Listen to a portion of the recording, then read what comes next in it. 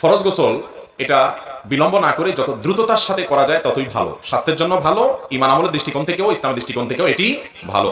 তবে কোনো কারণে ধরুন কারোর গভীর রাতে গোসল ফরজ হয়েছে, তিনি ফজরের সালাতের আগ পর্যন্ত যেহেতু তার গোসল না করলেও অসুবিধা নাই, যেহেতু নামাজের জন্য গোসল করতে হবে, সেজন্য তিনি গোসল ছাড়া যদি ফজরের নামাজের আগ পর্যন্ত থাকতে পারেন, তবে এক্ষেত্রে তার জন্য উচিত এবং কর্তব্য উত্তম হলো মিনিমাম ওযুটা করে নেওয়া। ওই অবস্থায় ওযু করে তারপর তিনি শুয়ে পড়বেন, এবং এটি বিভিন্ন হাদিস দ্বারা প্রমাণিত। কারণ মনে করেন ফজরের পরে গোসল ফরজ হয়েছে, এখন যোহরের নামাজের আগ পর্যন্ত মাঝখানে আর কোনো নামাজ নাই, তাহলে গোসলটা একটু পরে, 2 ঘন্টা পরে, 3 ঘন্টা পরেও তিনি করতে চাচ্ছেন, করতে পারেন। তাহলে এক্ষেত্রে উত্তম হলো ওযু করে নিয়ে তারপর অন্যান্য কাজ কাম করা, এবং পরবর্তী ফরজ ওয়াক্তের আগেই, ফরজ সালাতের আগেই তিনি অবশ্যই গোসল করে ফেলতে হবে। যদি কোনো কারণে ওযুও না করেন তারপরেও শুয়ে থাকেন উনি বাথরুম সেরে এসে, তো সেটাতে বড় কোনো গুনাহ হবে না, তবে ওযু করে শোয়াটাই হলো সুন্নাহ সম্মত এবং ভালো। আমাদের সমাজে গোসল ফরজ হওয়ার পর মেয়েরা যদি গৃহস্থলী কাজ করে, তাহলে দেখবেন ফতোয়ার কোনো শেষ নাই। যত ভুয়া